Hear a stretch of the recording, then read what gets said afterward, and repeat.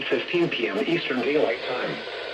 At 7:33 p.m. Eastern Daylight Time, a severe thunderstorm was located 10 miles southwest of Lake Marian, moving northeast at 25 miles per hour.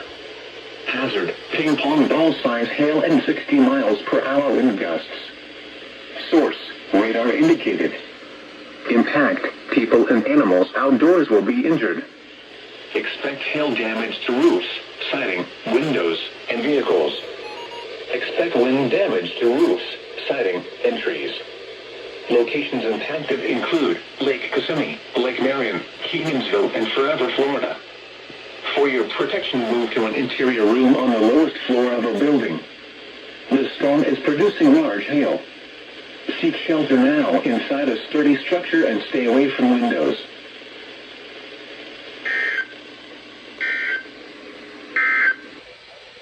The National Weather Service in Ruston has issued a severe thunderstorm warning for north central Orange County in south central Florida, southeastern Polk County and central Florida until 7.